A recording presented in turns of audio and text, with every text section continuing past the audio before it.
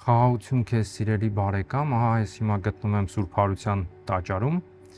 Միջև շարունակելը նախ մի sense կարճ տեղեկություններ տամ, երևի շատերը գիտեն, ոմանք էլ չգիտեն։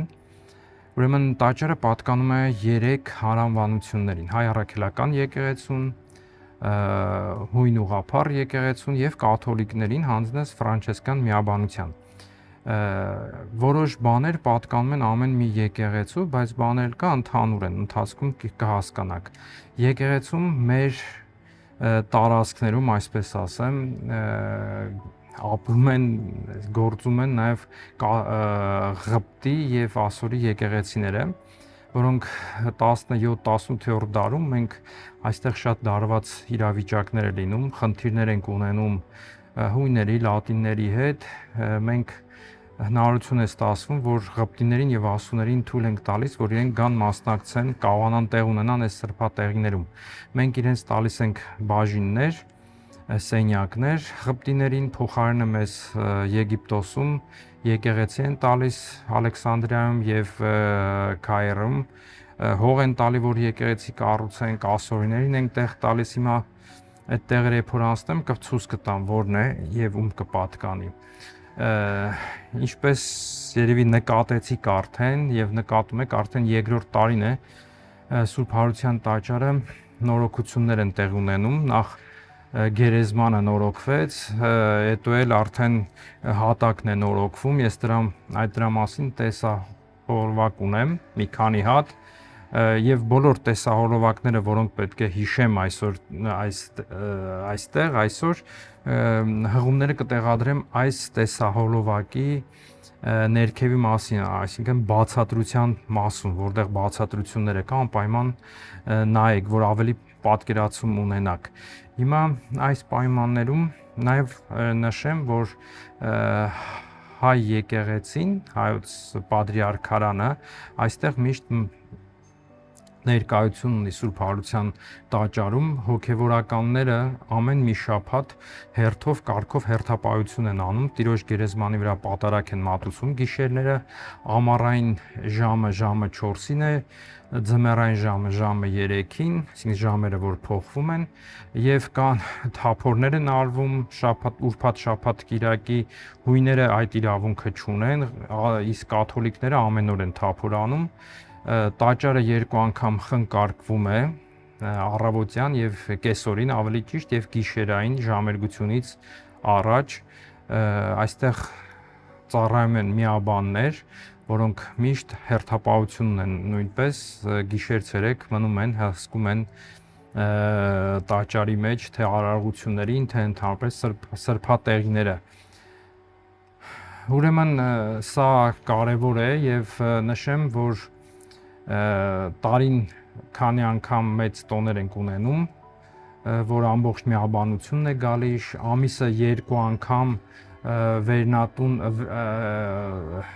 վերնատուն, այսպես ասեմ, վերիվի մասում, որը երկրորդ Գողգոթան է, երկրորդ Գողգոթայում էլ ենք ցերեկները պատարագ անում, ավելի ճիշտ առավոտյան,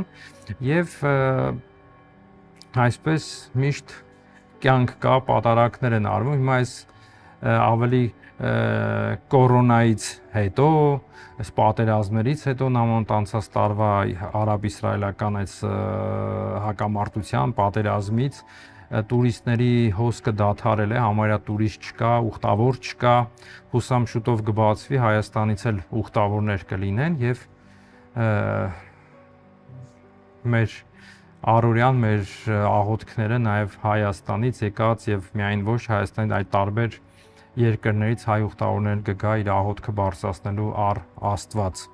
Ուրեմն ես հիմա այս պահին գտնվում եմ հայոց բաժնում, որը հիմա շուտով արդեն այստեղ փակվելու է, մնացել է մեր բաժինը, հիմա այսպես մեկ վայրկյան, ուրեմն մեր բաժնում հեսա արդեն նախապատրաստական աշխատանքներն են արվում, փակվում են, այստեղ փակվելու է, որ աշխատանքները արվեն, այս տեսնում եք քարերը համարակալվում են եւ ամենը պետք է հանեն, նորոգեն, հատակը, կոյուղիները, հոսանքները, հեռախոսային, ինտերնետային գծերը պետք է ամենը տեղա դրեն։ Դե տեսնենք ստեղ այս օրինակ տեսնում եք, այստեղ քարերը հանում են, վերջը մաքրում, պեղումներ են անում եւ ուրեմն այսպես այս քարերը մաղում են, որ մեջից ինչ-որ տե բաներ գտնեն։ Ուրեմն գտնում եմ հայոց բաժնում, որը այստեղ հիմա այս պատի հետևը հիմա նայենք։ Գտնում եմ Աստվածածնի ուշաթափման վայրը, որը կոչվում է ուշաթափման վայր, ըստ ավանդության Սուրբ Մարիամ Աստվածածինը այստեղ կանգնած աղոթում էր, մեր դիմացը հիմա ցավոք սրտի չի երևում, դիմացը գտնում է Գողգոթան, որտեղ Սուրբ Կույսը նայում է խաչելությանը իր որդու միածնի եւ ուշաթափվում է այստեղ ընկնում է եւ այս տեղը կոչվում է ուշաթափման վայր, պատկանում է հայոց։ Ուրեմն այստեղ մենք տեսնում ենք հայոց տեսչարանն է, աստիճաններով մենք բարձրանում ենք վերնատուն, այսինքն երկրորդ Գողգոթա եկեղեցին, դրա մասին հետո էլ կպատմեմ։ Ուրեմն շարունակենք, այստեղ նույնիսկ սյուները, տաճարի մեջի 10 քանի սյուն կա այս բոլորաշենի շուրջը, որը այս գերեզմանն է, այս երկու սյունը օրինակ հայերինն է պատկանում, այսինքն հայերի անվան տակ, այնտեղ ուրիշներն էլ կան, ճիշտ ասած չեմ հիշում որոնք են։ Հիմա գնանք առաջ։ Սա Տիրոջ գերեզմանն է։ Օրինակ սա էլ հայոց կոչվում է Յուղաբերից խորան, ըստ ավանդության յուղաբեր կանայք, որ մեկ շաբթի օր, այսինքն կիրակի լուսաբացին գալիս են, որպեսզի Տիրոջ մարմինը օծեն եւ այստեղից էին նայում գերեզմանին, հենց այս կողմից, եւ այստեղից նայում են, թե ով կբացի իրենց համար գերեզմանը եւ տեսնում են, որ բաց է Քրիստոսը եւ հրեշտակները ասում են, չէ, աստ, այլ հայրավ, մեր Տերը հարություն է առել։ Ուրեմն այստեղ էլ երեք ես պատարագի չէի, վերաբերում այստեղից արեցինք, սկիհը այստեղ դրեցինք եւ սա հայոց խորանն է, այս վերջերս նորոգվեց, հիմնովին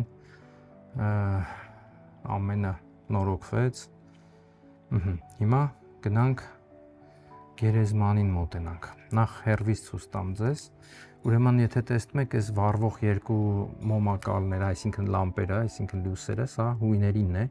այսինքն ամեն բան հոս բաժանած է երկու մասի։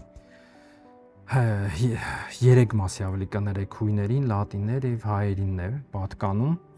ամենը հավասարաչափ։ Մենք տեսնում ենք, սա հայոցն է, այս մեծը, հիմա էլեկտրականության լարերը անջատված են, նորոգությունից հետո կլինի, դրա համար չի միացված։ Սա էլ փոքրիկ մոմակալներ են, առաջինը լատինացն է, մեջտեղինը հայերինն է, սա հույներինն է, նույնը կանթեղները, առաջի շարքը հայերին է պատկանում, վերևինը հույներինը, վերևը կաթոլիկներին է ավելի, ուրեմն այս 13 մշտավառ կանթեղները ավելի տոնական օրերին են բոլորը վառում, բայց մեջտեղի 13-րդը վառվում է, կոչվում է Գրիգոր Լուսավորչի կանթեղը եւ այստեղ նկար կա, որը նվիրել է Գյուլբենկյան ընտանիքը 1800 կարծեմ 70-80 թվականներին իրենց այցելության ժամանակ Գալուստ Գյուլբենկյանի ծնողները, այդ ժամանակ Գյուլբենկյանը Գալուստը փոքրիկ 8-7 տարեկան տղա է լինում, ծնողները գալիս են, ուրեմն այստեղ մենք գտնում ենք Տիրոջ գերեզմանն է, այստեղ գտնում են նախ կոչվում է հրեշտակի քար, սա այն բեկորն է, որ քարի, որը Քրիստոսի գերեզմանն էին ծածկում, այդ բեկորը այստեղ էր, հրեշտակը այդ քարին էր նստել, բայց այս բեկորը մեջտեղն է տեղադրված եւ բուն քարը գտնվում է մեր փրկչավանքում Քրիստոսի երկրորդ բանտ կոչված եկեղեցին, որտեղ այդ մեծ քարը, որ Քրիստոսի գերեզմանն էր փակում, գտնվում է այդտեղ։ Այստեղ նաև տեսնում ենք կանթեղներ են։ Միջալոց ասեմ, որ ղպտիների կանթեղներ կա, այս շարքը տեսնում եք 5 հատ կանթեղները պատկանում են հայոց, այս 4-ը մերն են, այս վերջինը պատկանում է ղպտիներին, այս սրանք կաթոլիկներին են մեջտեղը, վերջինը այս հույներին են։ Այստեղ նաև պատի վրա նկարներ կա, եթե շատերը չգիտեք, վերևը լատիններինն է, այս պատի վրա ֆրեսկո հույներինն է, սա էլ պատկանում է հայոց։ Ուրեմն, իսկ սա այս պատուհաններն են, որ լուսավորյա արարողության ժամանակ մեր լուսահանը մոմերը այստեղից է տալիս, գերեզմանից գալիս եւ մոմերը տալիս է դուրս են հանում։ Սա հյուսիսային մասն է, իսկ սա հարավային մասը հույներինն է։ Հունած պատրիարքն է այստեղից այդ լույսը մոմերը փոխանցում իր հավատացյալ ժողովրդին։ Հիմա մտնենք բուն գերեզմանը Տիրոջ։ Հիմա տաճարը փակվելուց առաջ մեր միաբանները, կանթեղները նորոգում են, արդեն ունեմ մի երկու հատ կարծեմ տեսահոլովակ, թե ինչպես են նորոգում, հղումը կդնեմ այդտեղ։ Ուրեմն սա այստեղ էլ նույնպես ամենահավասարաչափ է, սա հայերինն է, այն նրանք հույներինն են, լատիններինը, ղպտիներինը, բայց նկարները, սրբապատկերները, մենակ հայերը ունեն, սա հայերինն է, սա հունած, այն մյուսը լատիններին է, կաթոլիկներին է, նույնպես ունենք ծաղկամաններ, ծաղիկներով, սա մերն է, մոմակալներ, զույգ եւ ամենը այսպես հավասարապես։ Վերջին նորոգությունից հետո այստեղ պատուհան բացին, որ տեսնվի բուն ժայռը, գերեզմանի Քրիստոսի ժամանակվա բույն այդ ժայռը, որի մեջ թաղվել էր, այսինքն տեղադրվել էր մեր Տիրոջ մարմինը, սա մնացածը, որ ինչ-որ տեսնում եք, սա ուղղակի այսպես փակված տեսք է ընդունել, բուն գերեզմանը այս քարերի ետևում է, ժամանակին այս սրբապատկերը հունած բացվում է եւ այստեղ մենք տեսնում ենք այլի այդ ժայռը։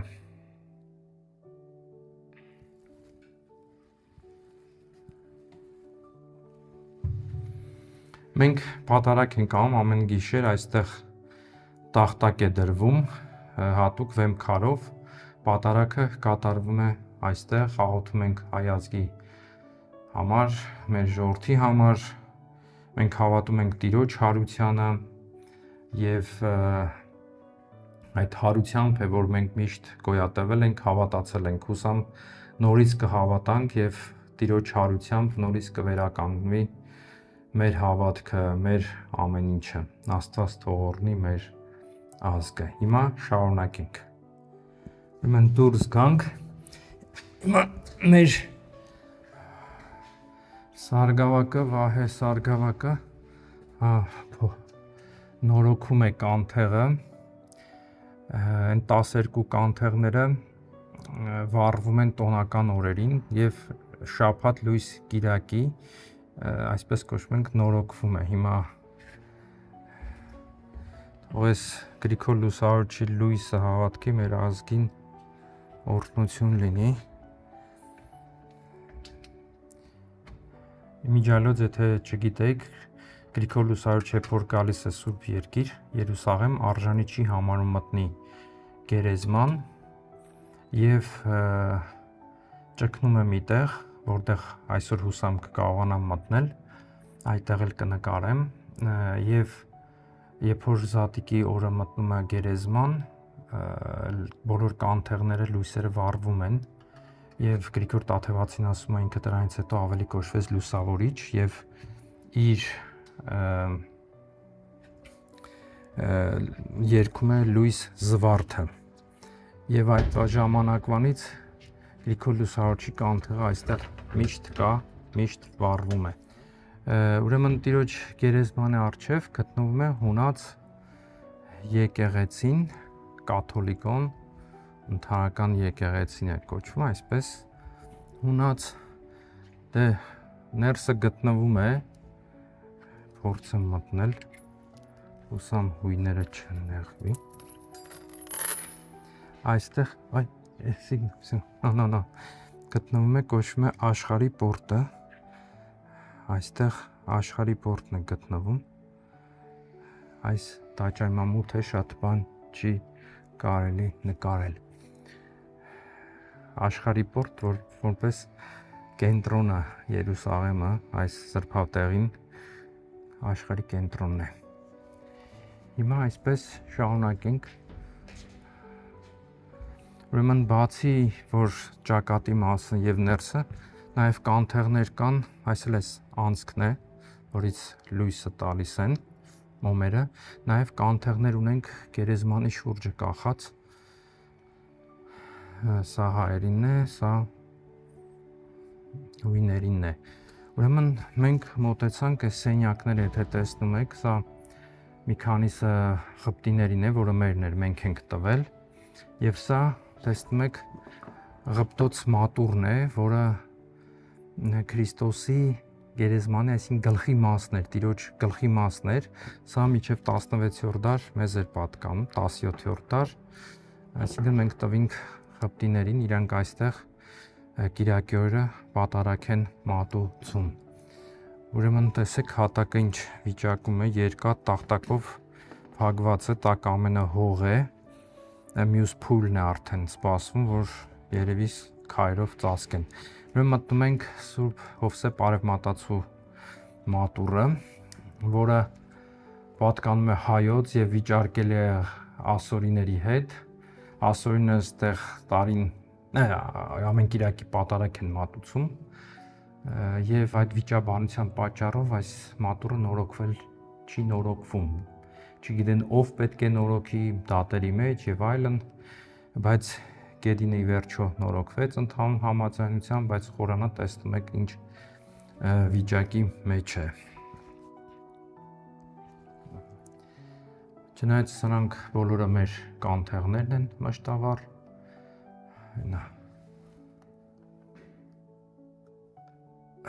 Սուրբ Հակոբ,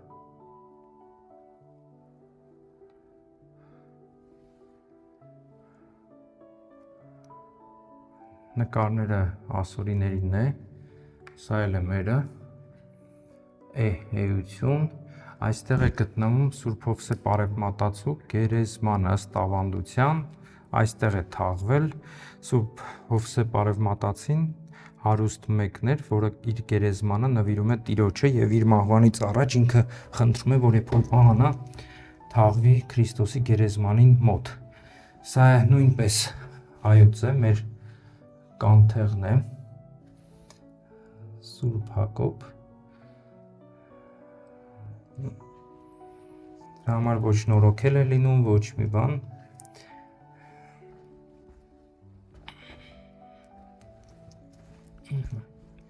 Այս վիճակի մեջ է, մենք էլ այստեղ շաբաթը մեկ գոնե պատարակ ենք մատուցում,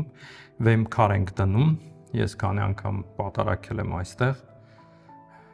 Ուրեմն այս պահարանը մերն է, նորից այդ վիճակն է, որ նորոգել դեռ չեն կարող, բայց վերևի սենյակները մերն էր, ես էլ չբարձանամ, քանի մատ սենյակ ունենք, որ հավաք շաբաթ օրը հանձնում ենք ասորիներին, որ իրանք ստեղ իրենց միաբանները մնան, որտեղ արարողություններ են անում։ Ես տեսահոլովակ ունեմ այս նորոգությունների մասին, կտեղադրեմ ներքևի մասում, կնայեք անպայման։ Հիմա այսա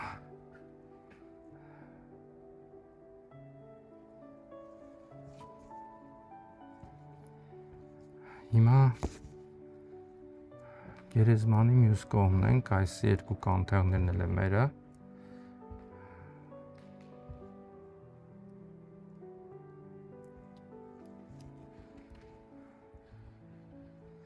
Սա պատուհանն է, որ հույներն են լույսը ստանում։ Վերևը խուցեր կա, մի մասը մերն է, մի մասը հույներինն է։ Ուրեմն եկանք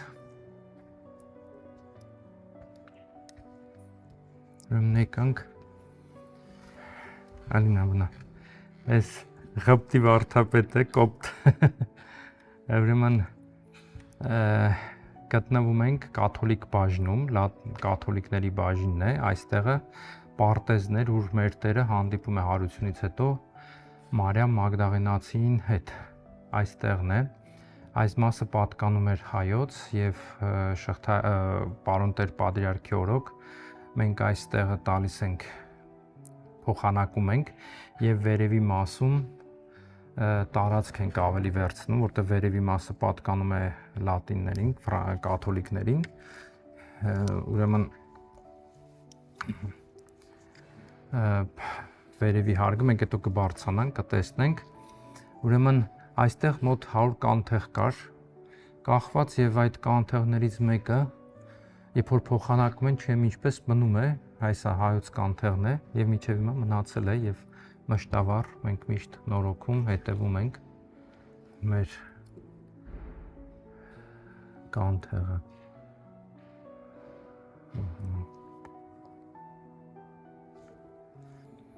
Այս վերևը գտնվում է լատինների երգեհոնը,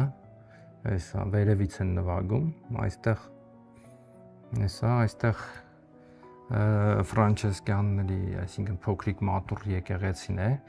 մուտքը ներսից է, իրենք հյուրանոցի պես, այսինքն հանրակացարանի պես վարդապետները մնում են ներսը, տեղ չունեն դուրս գալու, բայց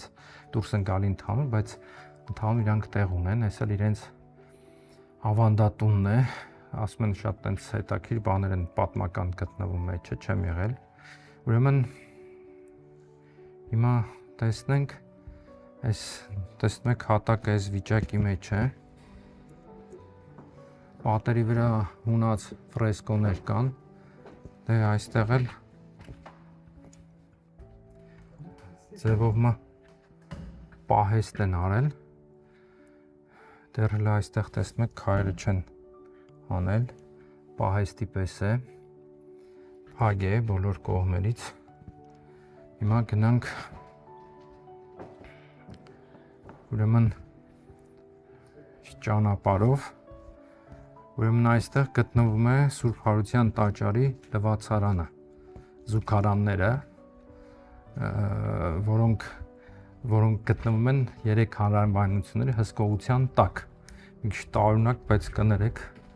այստեղ նաև այս քարերն են մշակում, այստեղ ուրիշ տեղ չկա, բացօթյա է, վերևը Ֆրանչեսկանների սենյակներն են, իրանց հանրակացարանն է միաբանության, այսպես լվացարաններն են, այս քանի տարի առաջ նորոգվեց, հայերը, հույները, կաթոլիկները, ծաղկերը իրանք հոգացին, ուրեմն այս մասը քարերը տեղադրել են, փորձնական հեսա տեսնում եք, որոշ քարեր տեղադրված են, այսպես հեսա, ուրեմն մենք այստեղ գալիս ենք հունած բաժին, սա կոչվում է Քրիստոսի բանտը, երբ որ մեր Տիրոջը բերում են խաչելությունից առաջ այստեղ ըստ հունական ավանդության մեր Տիրոջը այստեղ կապում են ոտքերը, որ չփախնի, նկարի վրա տեսնում եք, և ասենք ձևովմը բանտ է կոչվում, ուրեմն պատկանում է հույներին, իրենք էլ ես վերջերս քանի տարի առաջ նորոգեցին, շատ վատ վիճակի մեջ էր,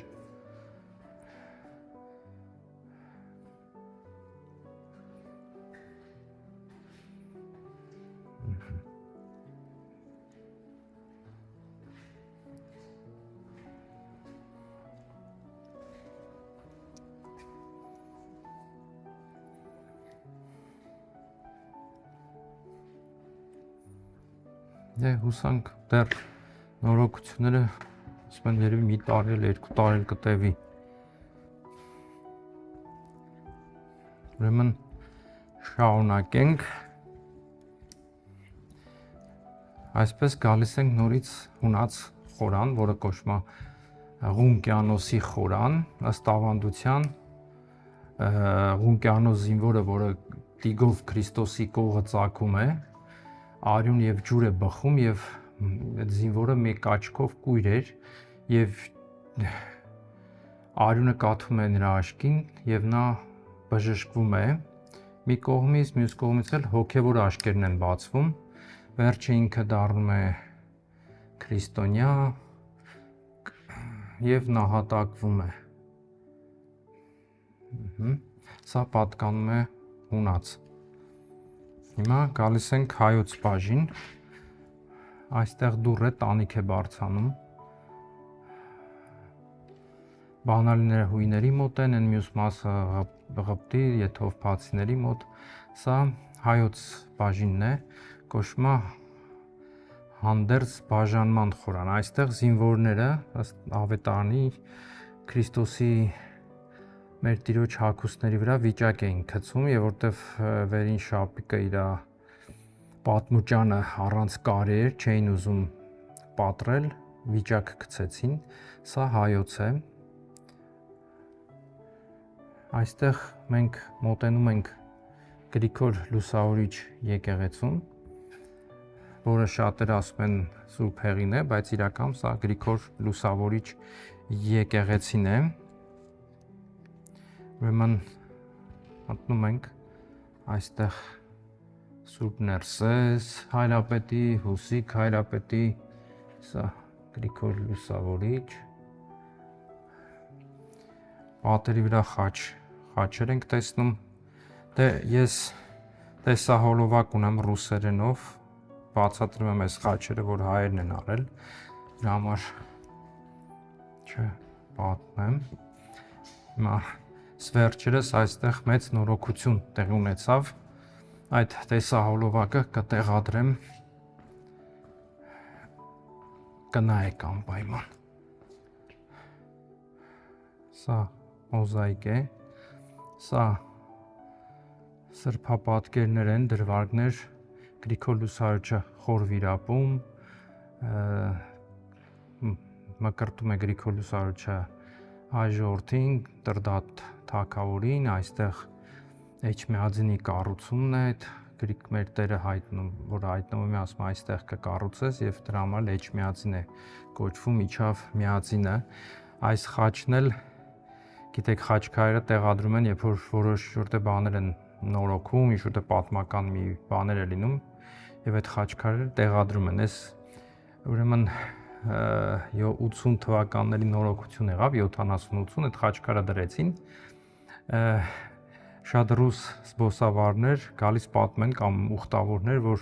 այստեղ դժողքից ձայներ էր լսվում, հայրը խաչքար են դրել, որ այդ դժողքի ձայները չլսվի։ Այստեղ մենք տեսնում ենք խաչի վերադարձը Հայաստանով, այդ պատկերը պարսկական գերությունից, սա էլ ճգնավորները, որոնք խաչն են տեսնում Վարագա լեռան վրա եւ այսպիսով այսպես ուրեմն Գրիգոր Լուսավորիչը որ գալիս է ինքը անարժան է համարում, ինչպես ասի մտնել գերեզման, այս մասերում է ճգնում, հետ ունենալով Հովանես Մկրտչի մասունքները։ Եվ դրա համար այսօր մենք ունենք երկու խորան, մեկը Սուրբ Գրիգոր Լուսավորիչի անունով է, իսկ մյուսը Սուրբ Հովանես Մկրտչի անունով է։ Այստեղ ըստ ավանդության հետաքրքիր մի պատմություն կա մեր պատմիչների մոտ, հիշատակում են, որ գտնվել է Հեղինե Թագուհու աթոռը։ Հեղինե Թագուհին, երբ որ գալիս է Կոստանդիանոս կայսրի մայրը, ինքը երբ որ գալիս է Սուրբ Երկիր խաչը փնտրելու Տիրոջ, այստեղ է կասկածում են, որ այստեղ է խաչը գտնվում, ինքը աթոռի վրա նստած, այստեղ մի անցք է լինում, աղբանոցի պես տեղ էր, ինձ թվում է այստեղ ջրհոր է եղել ժամանակին, որը այլևս չէր գործը,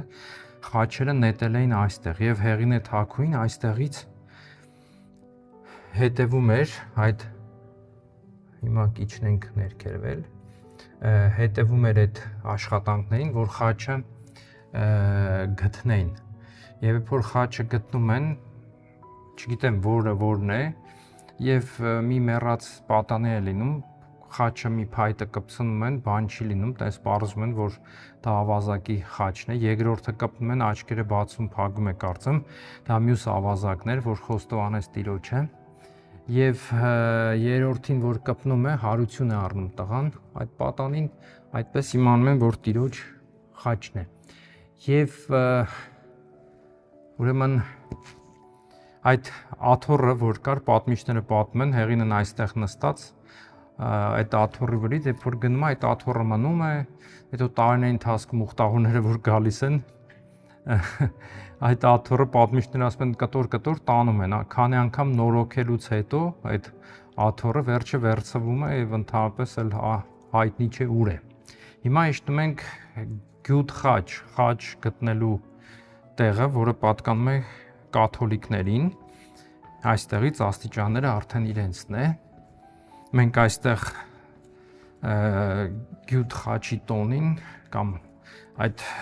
տոնին այդ պատարակը վերևն ենք անում բայց գիհը բերում ենք այստեղ երկրպագություն ենք անում միաբանությունը այս վայրում է գտնվում այսպես դե հիմա այստեղ է եղել թե ուրիշ տեղ բայց նշանը այս է որ տիրոջ խաչը այս մասում է եղել սա իրենք խորան ունեն կաթոլիկները եւ սա հեղինե թագուի արձանն է խաչով այս էլ են պատուհանը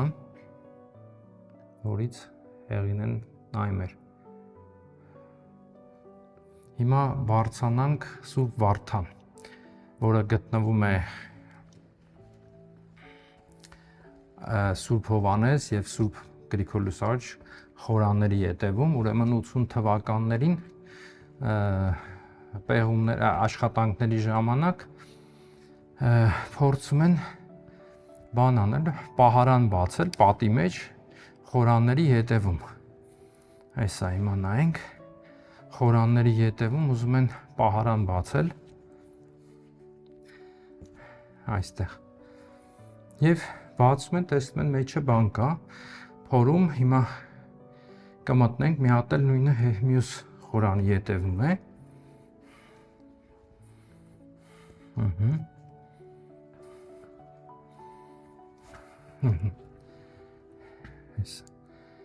Եվ վերջը բացում են, այնտեղ գտնում են մի ընդարձակ սենյակ, այն կողմից էլ են փորում, վերջը դառնում են, այստեղից դուրս են գալիս։ Հիմա կմտնենք այստեղ։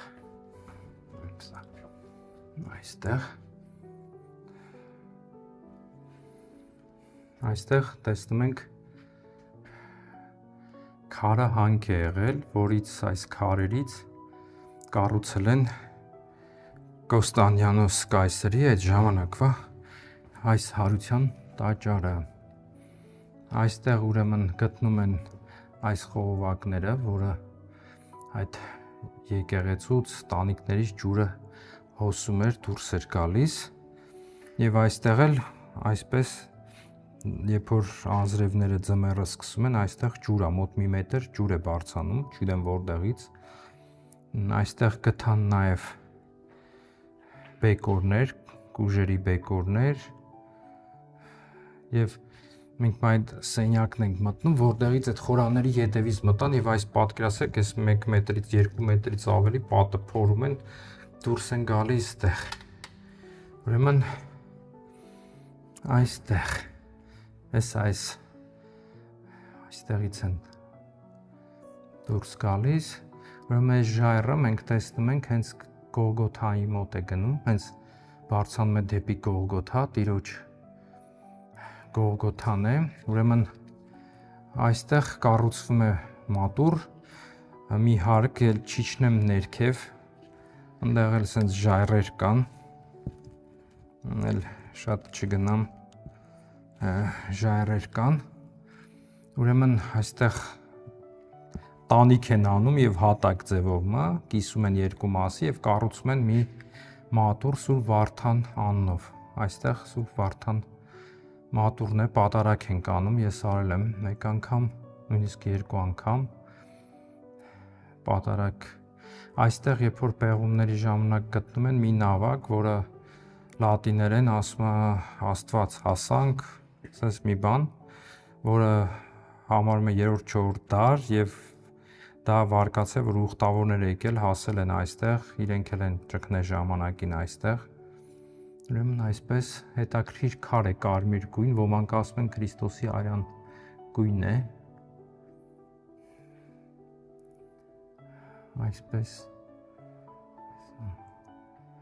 Եղիշե Բադրիարքի օրոք է նորոգվել Վազգեն Վեհափառի օրոք։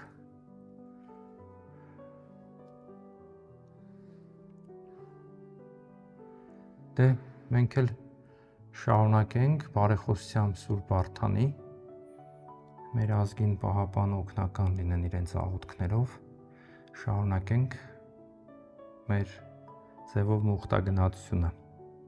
Դե հիմա բարձրանանք, լուսերը մարեմ և շարունակենք։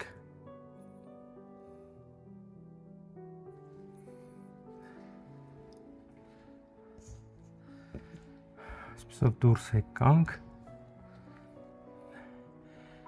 եկանք հունած բաժին, այստեղ քարն է, որտեղ Քրիստոսին Պիղատոսի մոտ հարվածել են կապած քարին։ Հույների մոտ մի բան կա, ավելի ճիշտ հույների մոտ չէ, ռուսների մոտ գալիս ականջ են դնում այս քարի վրա, խորանի, որ մտրակելու հարվածների ձայնը լսեն։ Ես էլ էի փորձում, քանի անգամ լսել եմ, բայց դու պարզվեց, որ սրտի բաբախումն է։ Կամ էլ մարդիկ եթե լսել են իրենց հավատքով։ Ուրեմն սենց շարունակում ենք, գալիս ենք Գողգոթայի տակ,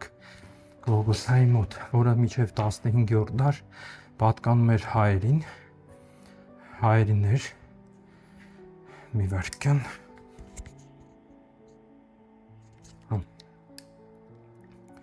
սա ուրեմն ժայռն է, ես ռուսերենով տեսահոլովակ ունեմ, թե ինչպես մենք կորցրեցինք այդ Գողգոթան, վրացիները Եգիպտոսի սուլտանին կաշառում են 1440 թվականներին, այսինքն 5 անգամ առևտուր է գնում, ի վերջո մեր ձեռքից վերցնում են և մնում է վրացիներին, որոնք մի 100-200 տարի հետո իրենք են կորցնում, հույներն են վերցնում և մենք քանի անգամ փորձում ենք ետ վերցնել, չի ստացվում, ընթացքում կպատմեմ։ Ուրեմն մենք հիմա գտնվում ենք հենց անմիջապես Գողգոթայի տակ, եթե գիտեք, սենց նախ ցույց տամ այս նկարը, որ տեսնեք, երևի նկատել եք, որ շատ սրբապատկերներում խաչելության տակ Քրիստոսի կմախք կա, գանք կա և այդ կմախքը գանգը Ադամինն է։ Ըստ ավանդության, ուրեմն Մելքիսեդեքը, մեր Հայք նահապետը, այդ կմախքը գանգը բերում է Ադամին այստեղ է թաղում, իսկ Եվայինը Բեթխեմ է, այդ տեղը, որտեղ Բեթխեմը պետք է լինի, այստեղ ուրեմն վերևը Քրիստոսին խաչափայտն է տեղավորվում և Քրիստոսի թափած արյունով Ադամը բժշկվում է, իսկ Մարիամի ծննդաբերության ժամանակ Եվան է բժշկվում։ Այստեղ գտնվում է Մելքիսեդեկի գերեզմանը, այս մասերում է, դե պատմում են, որ այս մասերում է, դե եթե ով տեսել է իմ տեսահոլովակները, Մելքիսեդեկը դա Հայք նահապետն է, որ այստեղ է գալիս և հայտնի է որպես նաև Մելքիսեդեք, դրա մասին չխոսենք, ուրեմն 1808 թվական, երբ որ հրդեհ է լինում, հույները, գերեզմանն այստեղ ամբողջ տաճարը հրդեհ է լինում, հույները կաշառում են իշխանություններին և տաճարի մեջ շատ փոփոխություններ են անում, այս Գողգոթան, այս աստիճանները այս մասում էին, ինչքան հիշում եմ, իրենք այս կողմից են ավելացնում, աստիճանը դնում են այս կողմից, խաչակիրների գերեզմաններն են քանդում, պահում, մեծ խնդիրներ կար, հիմա բարձրանանք Գողգոթա։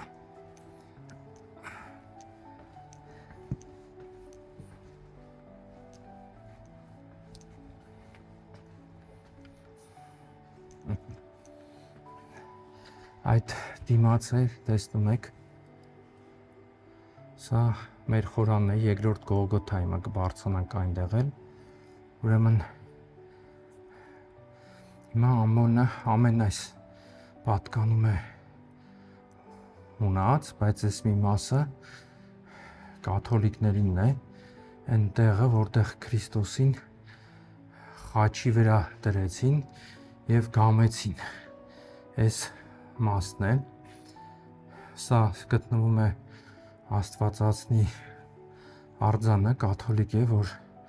Մարիամը տեսավ, սրտով սուր անցավ։ Նորից կաթոլիկները իրենք ստեղ ամենուր պատարակ են անում, լրակյաց ձևով պատարակ, սա Գողգոթայի ժայռն է, որ մնացել է։ Մեր Տիրոջ ձևով մարզան նկար, սա Հովանես Մկրտիչն է,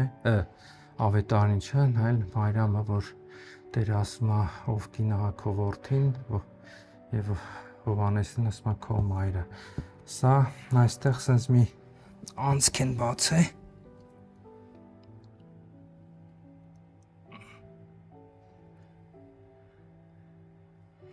Որ ձեռքով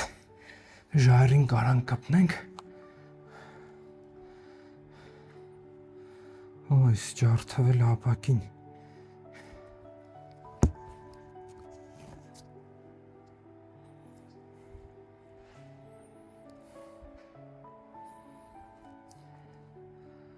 Մնաց զանգակները, տախտակները այստեղ են խփում, ասել իրենց եկեղեցին է, որ մենք մտանք։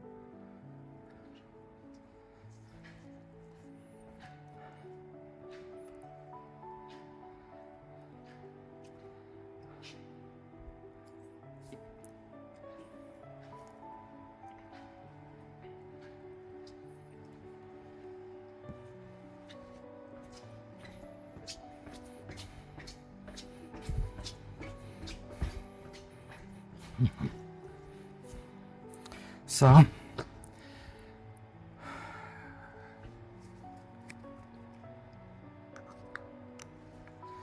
այն քարն է, որ Քրիստոսին դրել էին պատանատեղին, սա որտեղ իրեն կտորի մեջ են փաթաթում եւ տանում են, տեղադրում են գերեզման։ Սա էլ մի մուտք էլ կար, պետք է երևի այն կողմից իջնեի, բայց ինչ-որ է։ Այս էլ ֆրանցիսկանների մուտքն է, կամ ելքը դուրս են գալի, այս էլ դուռն է։ Հիմա մի մասը, մի փեղկը փակ է։ Հիմա այսպիսով ներքևը վերջացրեցինք, հիմա բարձանանք երկրորդ Գողգոթա, այնտեղ մեզ մոտ են նորոգություններ են արվում։ Սա մեր երկրորդ Գողգոթան է։ Այստեղ են նորոգություններ անում, իրարից սա մեր զանգակներն են։ Հոպա։ Այստեղ կոյուղի խնդիր կա, նորոգություններ են անում։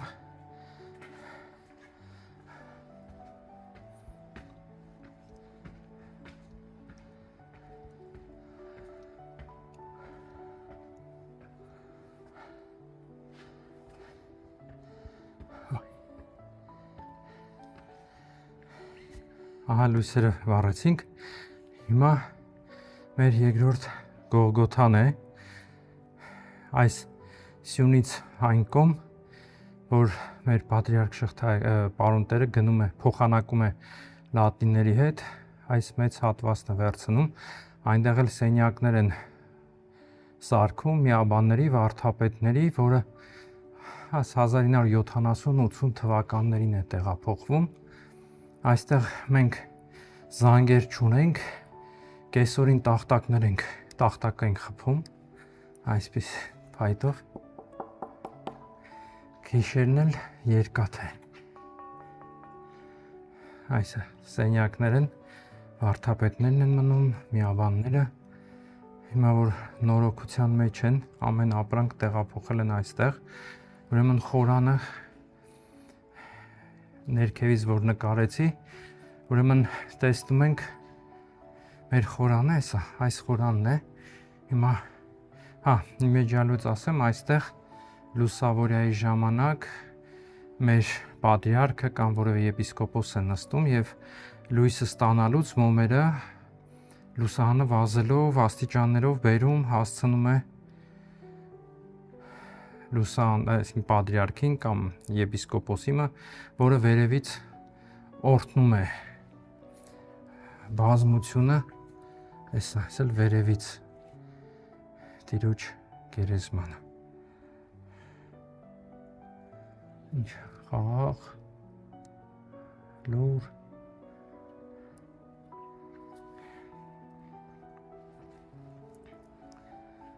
այստեղ ժամերգություններ են արվում, ամիսը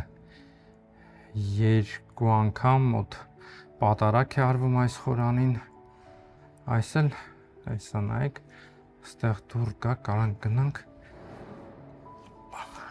դիմացը Գողգոթան է, մենք ես ներքևից նկարեցի, վերև հիմա Գողգոթան է։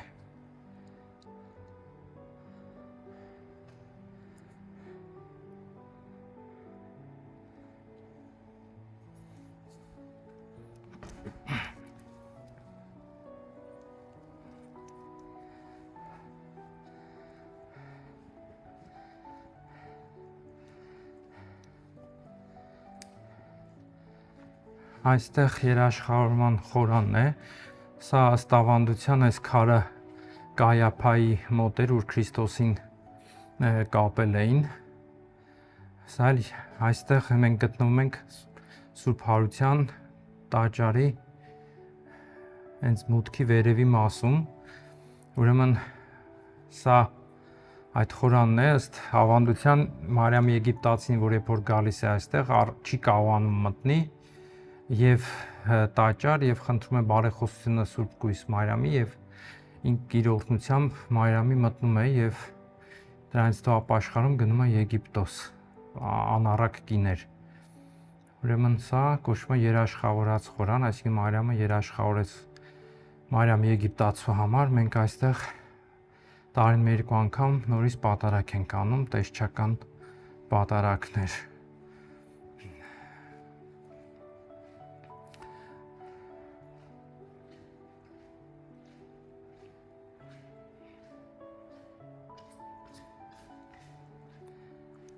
Նորոգություններ են արվում։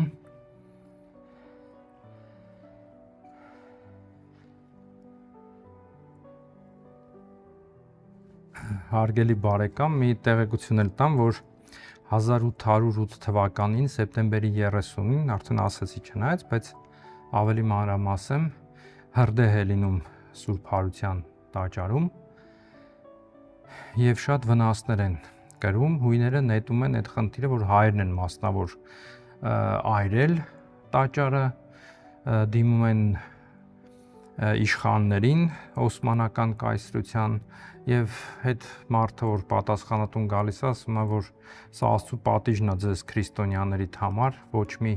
այսինքն ոչ մեկ միտումնավոր չի վառել, սա Աստծո կամքով է եղած, բայց ի վերջո մեծ խնդիրներ, հույները կաշառում են սուլթանին, այսինքն սուլթանին, իր գործակալներին Ստամբուլ, Կոստանդնուպոլսում եւ ի վերջո իրանք են իրավունք ստանում կառուցել գերեզմանը, ինչ որ դուք տեսնում եք ինչ ձևի է որ կա այսօր,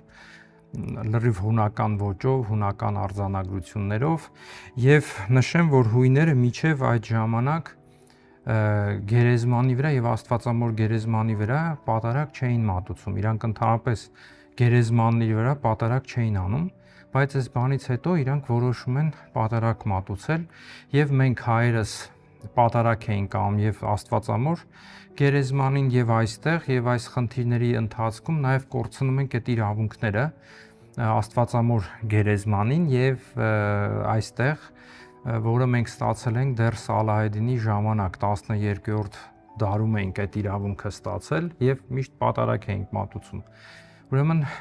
կորցնելով այդ իրավունքները մեր ամիրաները, հայ հարուստներ, հոգևորականներ մեր ջանքեր են թափում, որ այդ իրավունքը վերականգնենք եւ ի վերջո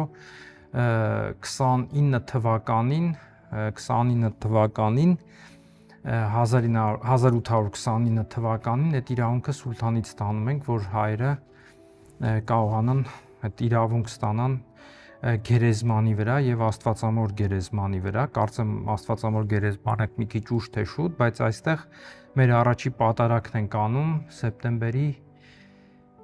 3-ին, 2-ից լույս 3 գիշերը առաջի մեր պատարակը այդ կորուստից հետո, ուրեմն այս տարի եղավ 195-ամյակը։ 195 տարի մենք անընդհատ պատարակել ենք եւ պատարակում ենք եւ Աստված արժանացրեց 2-ից 3 լույս գիշերը ես պատարակիչ էի եւ հիշեցի աղոթքիս մեջ բոլոր նրանց, որոնք տքնեցին, չարչարվեցին, որ մենք կարողանանք այդ իրավունքը ձեռք բերել եւ պատարակ մատուցել։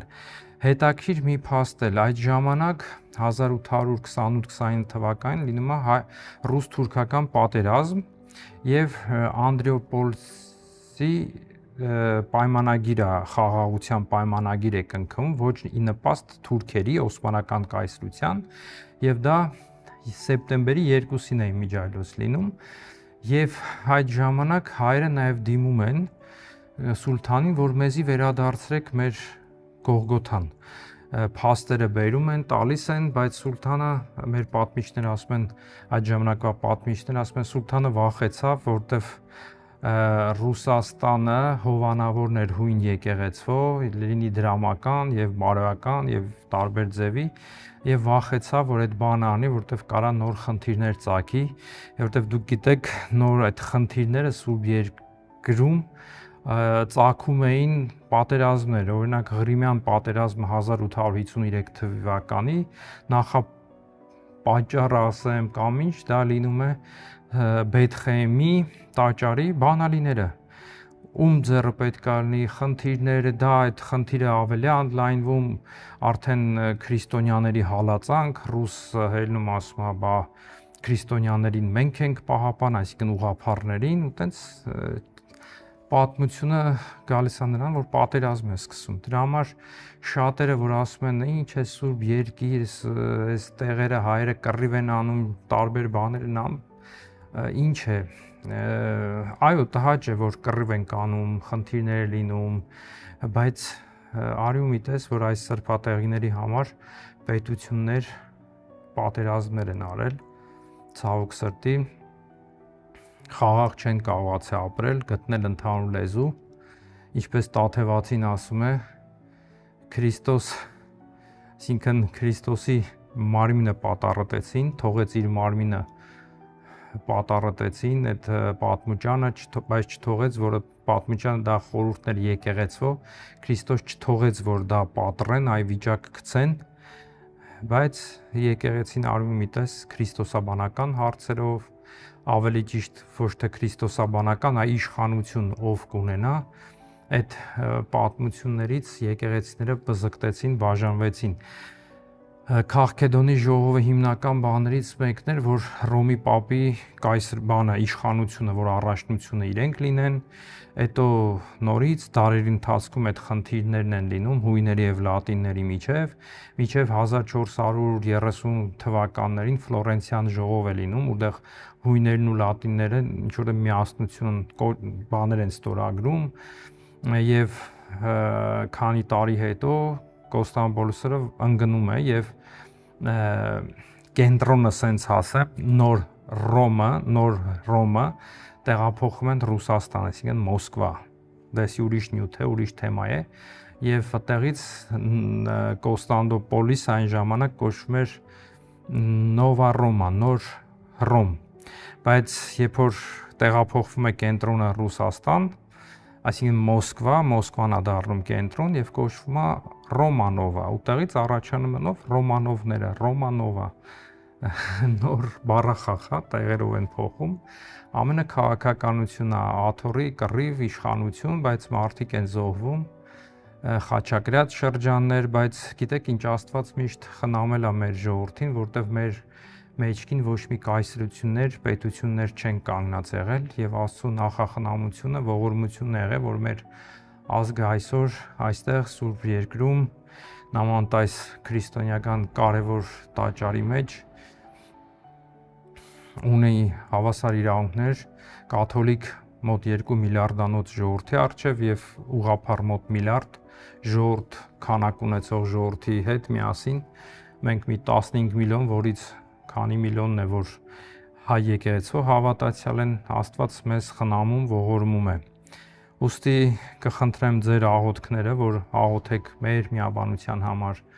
որ մեր խնդիրները, մեր դժվարությունները կարողանանք հաղթահարենք, որտեղ դժվարությունները շատ են, նամանտ այստեղ էլ պատերազմը չի դադարում, խնդիրներ կա, Աստծո օրհնությունը թող լինի հայ ազգիս վրա, ձեզ սիրելի հանդիսատեսներ, որոնք հիմա նայում եք, դիտեցիք, համբերեցիք ինձի, որ նայեք այս կամը,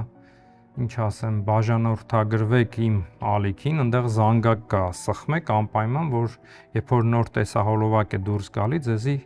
լուր է գալիս, YouTube-ը ուղարկում է, որ նոր տեսահոլովակ է եկել, որ չփախցնեք այդ նոր տեսահոլովակը։ Այսօր այսքանը, սիրելի բարեկամ, շնորհակալ եմ ձեզ, Աստված ձեզ պահապան։